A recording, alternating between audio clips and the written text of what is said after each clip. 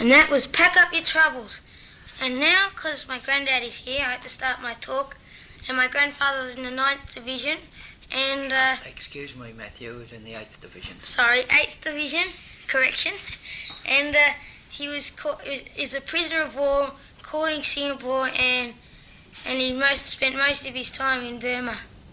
And Grandad, when did you leave Australia? I left Australia on the 10th of January 1942. I left from Sydney on the Aquitania. And how old were you when you came down to Melbourne? 19 years old. So that's why I didn't go any earlier. Yes, 19 years old was the minimum age you could join up. Some people did put their age forward and joined up earlier, but they shouldn't have, but they did. Guns are probably too heavy for them sometimes. And you went to Singapore, and when were you taken prisoner? And I was taken prisoner on the 15th of February 1942. Well, let's go back before you were prisoner, but how were you staying in Singapore, and sort of where were you fighting? When we got to Singapore, it was just 3 weeks before the Singapore fell. On the 24th of January we got there. And we went up into Malaya across the causeway just for a few days, and then we came back, and the Japanese were coming down pretty quickly, and we came back onto the island. And about a week later, all of the troops came down from Malaya and crossed onto Singapore Island, and they blew up the causeway. That's a bridge type thing. And then we were bombed and shelled and various things like that for the rest of the time. Were the Japanese a bit too strong for your army? Or? Oh yes, there was a few too many of them, and being put onto such a small space, Singapore's only a small island. It's not much bigger than what the whole of Melbourne metropolitan area is. And of course they'd damaged the water supply and the health and all that sort of thing. There wasn't much electricity or water supplies and things like that. It was hard to keep going. And how did you get to your prison camp, sort of? Did you go, before you went to a prison camp though, did you go to the Shang jail? Did I go to where? Shang jail, at the start? Oh, well, that's not Changi jail, no, Changi area. The jail was there, but mainly the civilian population went in there, and we marched out to Changi, which is a district in Singapore up near the Straits, near the sea, and it's quite a big area, and there's barracks there of where the British troops had been before, and that's where we all went in the first place. Later on, prisoners of war, when so many of us went to other places, Burma and Thailand and Japan and everywhere, there were fewer people on the island, and they put them in Changi jail itself. And that's a jail civilians, just like Pentridge. Just for mothers and kids who were staying? That's where the civilians were, but the military people then went into Changi. And did you stay with friends when you were taken prisoner? Oh, we stayed in our same units when we were first taken prisoner, yes. And how did you get to, did you go to Thailand or Burma? Well, we went to Burma first. That was on the 15th of May. We left. We were only 3 months on Singapore. Then we went on the Toyohashi Maru, a Japanese dirty old tramp steamer. How big was it? Oh, I don't know. It was only a few thousand tons. It wasn't very big. And how many people did they put in one? Over 1,000 people on it. And, squashy? Very squashy, yes. And I stayed up on deck. I wasn't in the hold, which is better really, because people down the hold had it very, very squashy. But you got pretty wet. There was in the wet season, and you got pretty wet when you're up on deck. But it was not cold. We went to Victoria Point first in Burma. That's the real south of Burma. Then we made we worked there for a little while, and we went to a couple of other places. And in September we got to Tambasayat, and that was the start of the railway line. And that was was that one of the really bad camps? Tambasayat itself wasn't bad because it was the base camp. But around it? But then when you went further up into the jungle, and that's when they got worse, because the very wet weather and all the streams got into flood and things, and they couldn't bring supplies up, so there wasn't very much food. And of course the work was very much harder. And were you under one of those bridges that fell down? Well, I have seen bridges that had fallen down and we had to repair them. I wasn't under them. I mean, but you're near. Oh, I had seen bridges which had been washed away because the rivers came down very, very quickly.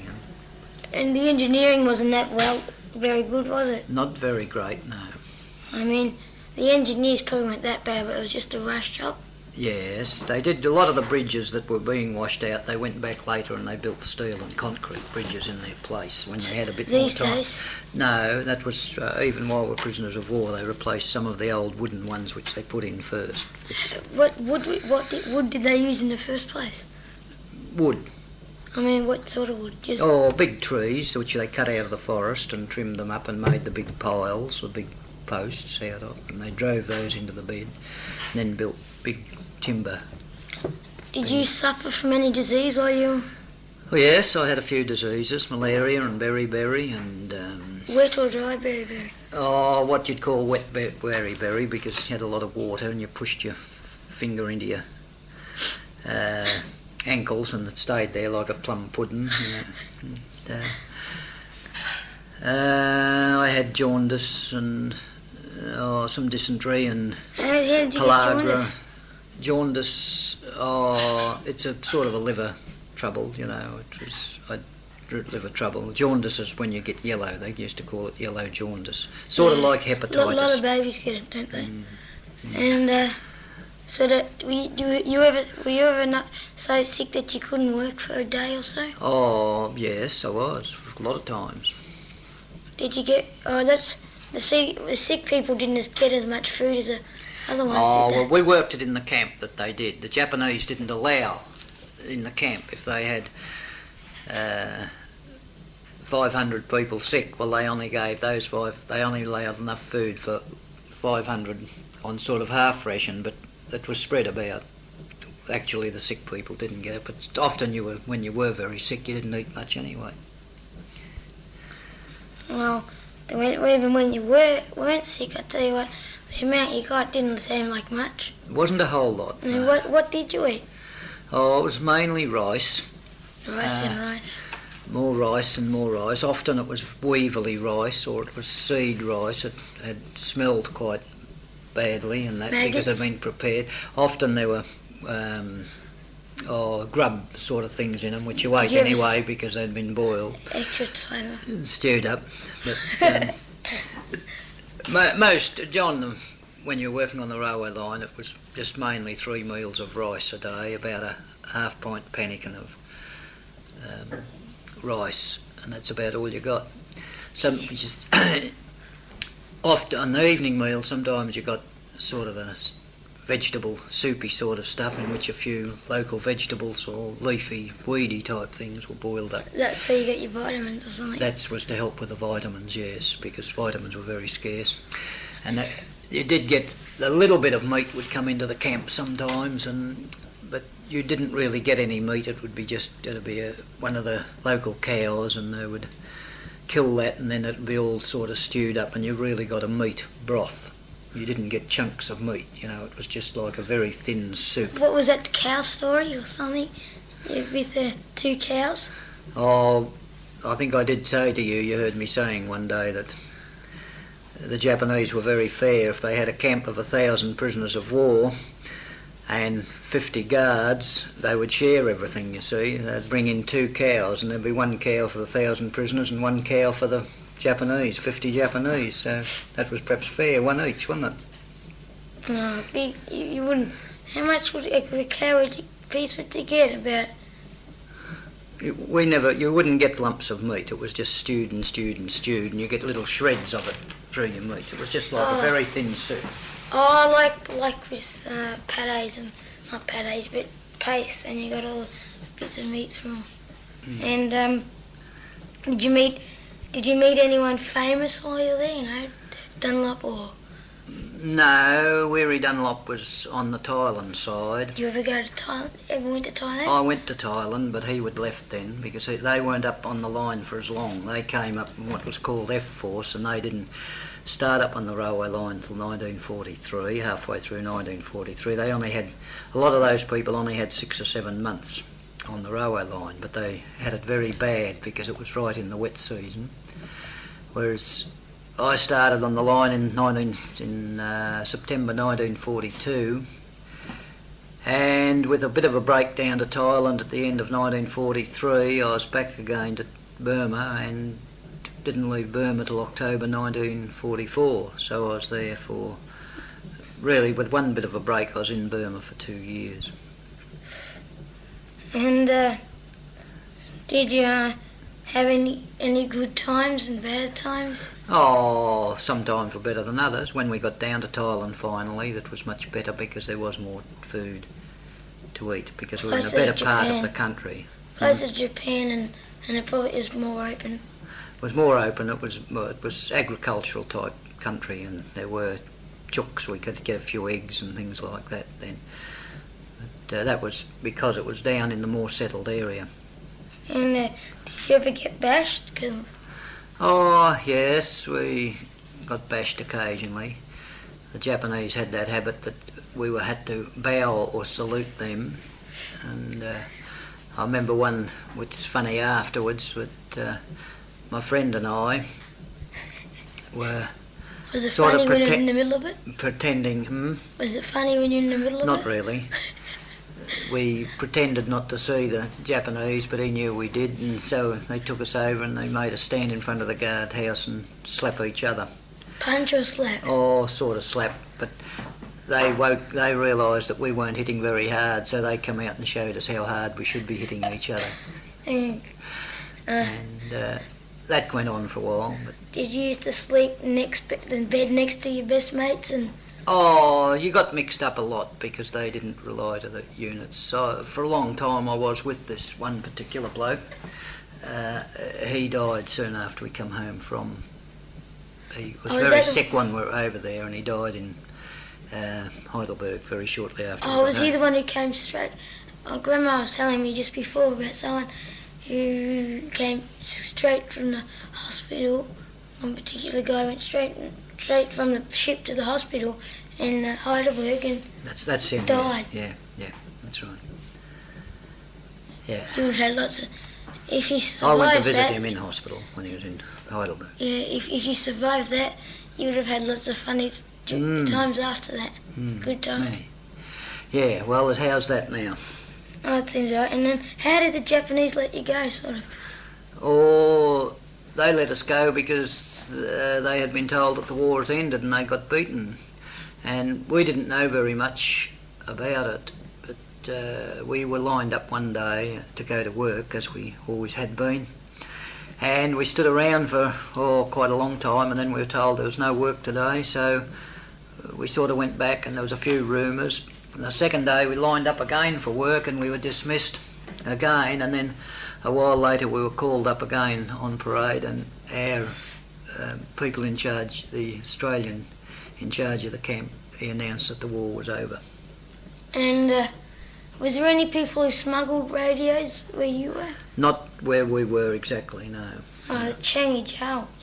There was various places where they were, and on our side of the line there was, but of course people had to keep very quiet about it because the Japanese used to put on searches every now and then, and they had been known to shoot people who had concealed radios. And you were underneath any bombing? Yes, quite a bit of bombing by the Allies, yes. Why did they bomb? I mean, what effect would have it had? I mean, wouldn't it have had more effect if they parachuted in and took the camp? Oh, well, you can't just parachute a few people in when you're hundreds of miles behind your own front line. You can't do that. But they tried to bomb on both occasions that they bombed our camps. We were very close to the railway line, and they were aiming for the railway line. They were just rotten shots. And they're aiming for the bridge. You've heard of the bridge over the River Kwai? Well, the one that takes that name, that was a film. And That's made of steel now, isn't it? That's made of steel, and that was made of steel then, and they came over to bomb it. I was in the camp then in Thailand when they bombed that the first time, but they didn't hit the bridge, they just hit our camp. Later on, after I'd shifted to another part of Thailand, they came back and they actually bombed the bridge. What did they do to the people after they'd finished what did they do to the people after they'd finished building the railway? Oh, I finished up building 2 aerodromes. What are 2 aerodromes? What are aerodromes? Oh, Landing places. yeah, for the military aerodromes, yeah. Actually, one of them was the one that we took off from to come out of Thailand to fly to Singapore, so it was very useful. We're glad you did it. We're glad we built it pretty well. You've been to Thailand later, after the war, haven't you? Yes, Grandma and I went back there a couple of years ago. And you went on the railway, didn't you? Yes, we had a little drive up the railway, yes. Is all the railway in working order? No, only a small bit part of it. It's fallen a bit, isn't it? Yes, they've fallen to bits, but they go about 50 or 60 miles up the track where it's still used, and it's used by the native population still. And what did you actually stay in, sort of, when you were there? Oh, we stayed in a hotel in Kanchanaburi, a town near the River Kwai. No, when you were actually a prisoner. Oh, in huts, what we called adap huts. They were sort of built of bamboo and woven grass type stuff. What was your bed like? Bamboo. Huh? Yes. Did you sleep easy? You were tired, so you slept, yes. And what was your shift? Oh, daylight till dark. How many hours was that? 12 hours, 10 hours, 11 hours. How long would you sleep? Most of the time then, you get to bed 10 o'clock and get up at 6 or whatever. Was there any fun and games? Games? No, not in the line, there was no fun and games. So, Some areas in the Changi and the bigger base camps, and when we came back to Thailand, they had concert parties and things like that. But there wasn't much of that when you're actually working on the when you were railway. first taken prisoner? When you're first taken prisoner, and after the railway line was finished, there were other times. And some men grew their hair long to act as ladies in some of the plays. Yeah, some of them made up like ladies, yeah. And you must have looked funny. Mm-hmm. You must have looked funny. Oh yes, very funny, yes. With their But when you were actually working, there wasn't much. When we were working very hard, what we call the speedo time, because the Japanese would be saying speedo, all men speedo, and that was when they were very anxious to get the line finished. They went very fast. And you just worked, and you came home, and you had your meal, and you had some sort of a wash or a shower, and you perhaps talked for a little while, and then you lay down and you went to sleep, ready for the next day. Did the men only wear clothes just for the camera, or did they usually have clothes on when they were there? Most of the time on the line we had practically no clothes, just what you'd call a lap. A loincloth? Just a loincloth type thing, yeah. Most of the time. And Most of us really had no clothes or boots or anything, no shirts. The officers still had shirts. And you had to march all the time with no shoes and often, yep. And I think that covers it all. Right, and thank you, Grandad. That was All right, a good Matthew. speech. Right. Bye-bye. Ta-da.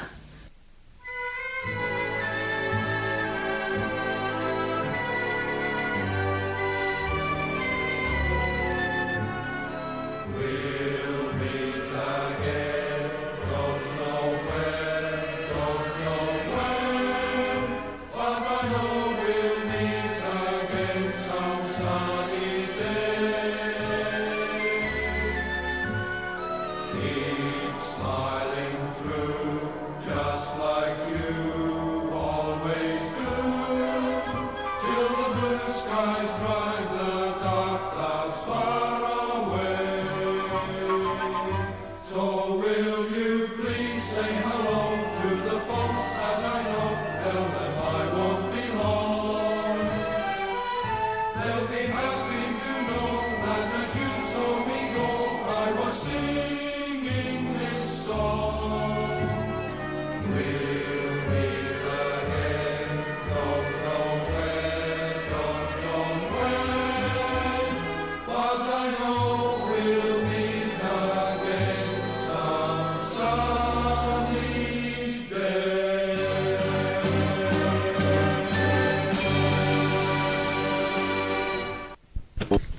again, another wartime great hit.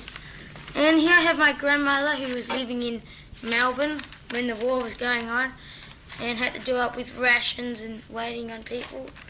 Anyhow, did you meet anyone as in the start of the war as they came down to Melbourne? Not at the very start, because I was in my last years at school. I was very young then. What time did you leave school? What years? What age? Sorry. 14, I left school because that's what you had to do then, because we didn't have any money. There was no family allowance then for parents, for mothers, you know. And my father had died when I was small, so my sister and I, twins, left school at 14.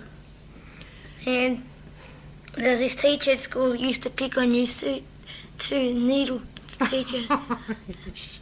Yes, I don't think I'll talk about that, do you? No, it doesn't matter. And when was there any other times after 1939 that people left Melbourne? Do you mean civilian people? No, armies.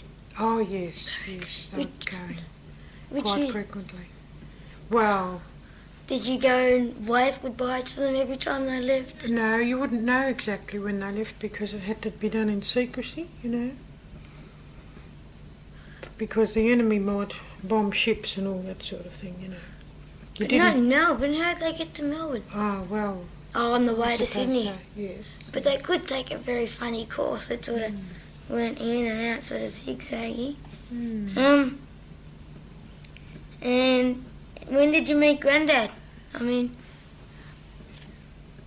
Before he went away, yeah. A few weeks. Well, I'd only known him a few weeks when he went away, and then I used to write to his mother. But did he get a few weeks leave in Melbourne before he left? No, he wasn't on leave in Melbourne, but he was training, stationed in Melbourne, and he left. Did you used to go to dances together? Well, we used to go out socially. We didn't go to dances much. Pictures? Yes, pictures a bit, yes. Any favourite ones? Favourite pictures? Oh... I can't especially remember them. See any more than once? Sort of, you know. Would you go to see another one? The same one over and over? Well, not over and over, but see it again. Sometimes you would see the same one again, yes, sometimes. And was there any wartime favourite actors during the war you had? Let me think who they were.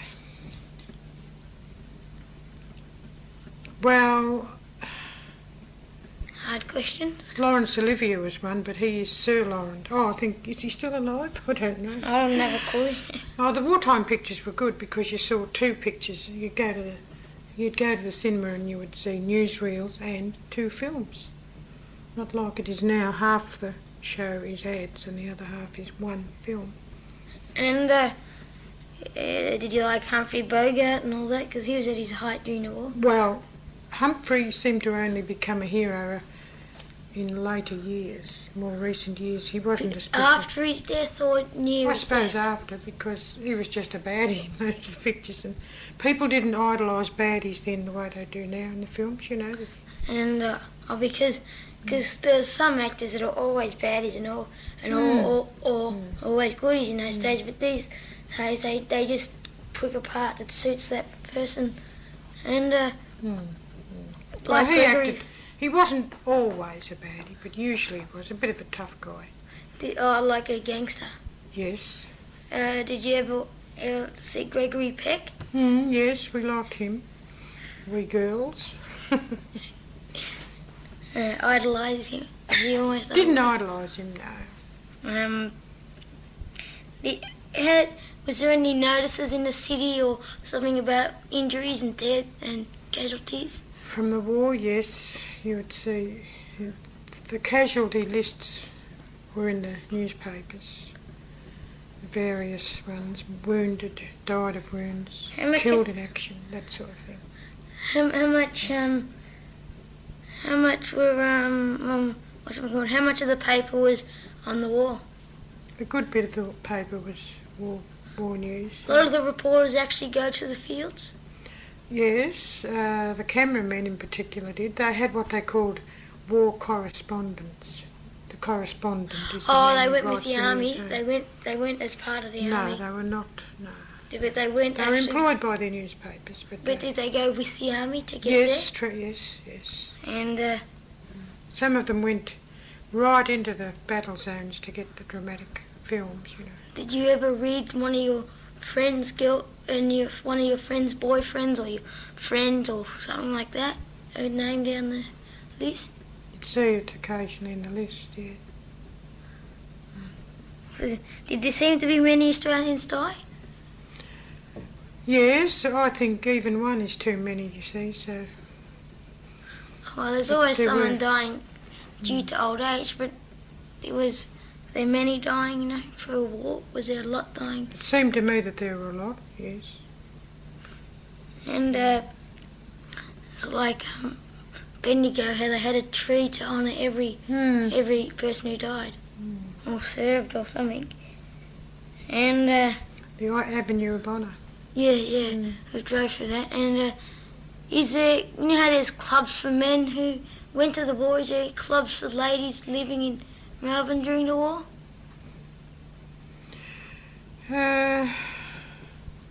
I suppose there would have been nurses clubs and that, because the army nurses were very brave ladies too. They travelled, you know. Oh, they went with the army. Mm. Oh, there's also probably frontline ladies in the in some. Was there any in Australia? Not military types, no. There probably were in other There countries. were ladies, women, In Britain, I in think. the army here, but they did, I think, mainly desk work. I worked in a clothing factory during the war, which I started at when I was 14. And Did you like the made job? It was a job. You couldn't change a job because the manpower, the government had a department they called manpower, and if you wanted to change a job, you'd have to go to manpower, but you were not allowed to change it if you were in Factory. a protected, I think they called them, industry, which I was in because we were making some of the uniforms. You know. Oh yeah, I was just going to ask you that. Did you make uniforms? Did you make other clothes as well? Other than Yes, we made civilian clothes too. And can you Men's clothing it was that I made. could you explain about ration? Yes, we had food rationing Anything other? and clothing rationing. And was it petrol rationing? We had, yes, petrol rationing was pretty severe, but not everyone had a car in those days, so Didn't matter. not that many were affected. Did it affect the footy or? Yes, Geelong stopped playing because of the travelling, the petrol that would be needed to travel back and forth, which sounds very funny now. Geelong is more or less a stone's throw from Melbourne, isn't it? But Yeah, but it's 'cause of the ration. food rationing was quite I say well organised, but I expect some people would have been able to get around it. There's always people that will beat the system. Black But we had market. to take our ration book to the grocer shop, and in those days we didn't have self-service groceries. And you'd go and stand in the shop and ask the man for each article, and he would have to trot and get it, like you might see in some of the old films. And but you had to hand him your ration book for tea, sugar, meat. Not at the grocer's, that was at the butcher's. The butchers And didn't have butter. much of it. Butchers probably didn't have much of a trade during the war, did they? Probably not, no. Um, I think sausages, say. There were a couple of things that were not rationed, I think, sausage, because they're such mystery bags, aren't they, Matthew? I know you don't know what's in them. I would like to find out sometimes. Let me see what Was it- else. Was there what were men who didn't go to war or join the army something thought upon as? What were they, what? What were men who didn't go to the war or army? What were they thought upon as? I don't know. There were so many in uniform. Most people were. I don't remember any fusses about them. You know, none of this like in the First War. People would send white feathers. Have you ever heard of that? Meaning you were a coward. A man would open a letter and inside it would be nothing but a white feather. The sender meaning that he was a coward because he didn't join. But a lot of people just don't believe in violence and war. Tell you what, I would have been on a lot. Oh, maybe not, because I wouldn't have lived through World War, but I would have known of the Great War. Well, that's World War One, but you called it the Great War. Mm. When did they get their names, World War or World War Two? After the war? Well, because so many countries of the world found themselves in the war. Actually, I thought most of the world was in it, but actually, when you look at it, there's a lot that weren't. Yeah. Yes. Some just declare themselves Neutrally. neutral. That's the word I was trying to think of. Yeah, but a lot of them in Europe did that, but Hitler didn't care if they were neutral or not. He thought land was land and he took them. Mm. Because they were neutral, they probably didn't prepare much of an army. No. He took them easily.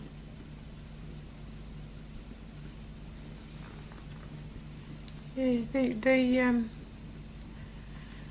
the clothes rationing was quite a big deal, really. Anyhow, did you? I tell you what was very scarce, cotton. And when the shop got a batch of cotton in, real, sewing cotton, people would have to queue up to go and buy a reel of cotton. And if you saw a queue, you'd just go and get on the end and then find out what was going. And what if you didn't want to buy it? Well, then you could leave the queue, couldn't you? Oh. Yeah. And then, was there many American men around? Yes, they came in, I think it was 1943, I think, the Yanks were here. Many of them. Well, what were they doing in Melbourne? Would they come to Melbourne for leave? Yes, and at one stage there, the first time we ever saw them in Melbourne, I particularly remember a street at the end of our street had a median strip, the nature strip, the strip of lawn, garden down the middle of the wide road. Oh, and that strip. Yes, we lived in Albert Park, which was not far from the docks, Port Melbourne. Mm-hmm. And one early evening, there was a fuss because all the nature strip was crowded with Yankee soldiers. Didn't the people like that? Pardon? Didn't the people like that? Oh, I wouldn't say they didn't like it. It was most unexpected. We heard that they were taken from the ship in case the ship got bombed in the bay, Because Who's going to bomb it? Well, I suppose they thought the Japs might come and do it. In the bay? Yeah. They wouldn't have got anywhere near Melbourne. Well, I wouldn't know that, Matthew. All I know is that these soldiers were all disembarked from the ship because it wasn't considered safe to leave them all on the ship. And they all slept on that nature strip. And then also, I think I said I lived in Albert Park. Well, we were just a short walk from South Melbourne football ground. And we used to be South footy fans. And they don't exist now. Sydney does. Sydney has got them, so that's not South Melbourne, is it? However, South football ground was taken over by the Americans, and it was called Camp Stanley Robinson for the rest of the war. It wasn't South footy ground. Well, what happened to where did the South... Well, South firstly shared its ground with St Kilda. St Kilda and South Melbourne were both... Albert Park is a big park. Did St Kilda play at Marevin at that stage? No. When they played at the St Kilda ground, and 1 week South would play there, and the next week St Kilda would. Oh, yeah. And then later, South shared with Carlton. I'm not sure why. But maybe some of them had to share ground. Maybe St Kilda are asking too much. I think the Yanks had the MCG too. MCG, where we're going to play our grand final? Where did they play? That was played at Carlton because in 1945 South and Carlton played off the grand final there. At Carlton. So it was both. There was no really home ground advantage because. Did you go? Yes, I did, and it was a big fight, which was. At the start It of the game. was called the. It was named the bloodbath of, Why? Of 1945 because there was a big fight. At the start. And lots of the players were You carried off. reported. Yes, carried off. I don't like that. I'm not No, a that wasn't as popular. I mean, well, it wasn't done as much as it is these No, days. it's the order of the day now, but it wasn't then. Did you meet anyone? Any charming Americans you used to go out with a lot? Not that I used to go out with a lot. We met some, yes, we met some. And when did you see Grandad at the end of the war? When he came home, I knew he was still okay because his mother had written to me, and I knew by the newspapers that he was on a ship. They had the shipping lists at the soldiers. It said these prisoners of war have been located in Siam. Well, Siam is now called Thailand. Well, Grandad was in Thailand, Siam. And then the shipping list came out that these soldiers were on this ship, so I knew what ship it was coming on. And we had Auntie Flo. Well, Auntie Flo came down to Melbourne to meet him, her brother, of course. And How old was she at that stage? oh, I've forgotten now. She's 16 years or something older than Dad, Grandad. So she's in her 30s, 40s. Yes, something. Yeah, she'd be getting on in her 30s, I guess. He would have been 22 or 3. Yeah, she would have been in her late 30s. And we went to the showgrounds because they were to be brought to the showgrounds for the meeting of the relatives. Oh, yeah. And what was the oldest age someone could join the army in those days? You were 45. I think it was between 19 and 45. But were there people older than 45 wanting to join? Because I know Possibly so. I would dare to say that some would put their ages down as some of the young ones put their ages up. Tell you what, there must have been a sudden big piece of age. I mean, there have been more people between 8 and 19 at 45 than there ever was in Australia. Yes. Yeah. Well, I think that covers it all. Thanks a lot, Grandma. I hope I've helped a bit. Oh, yes.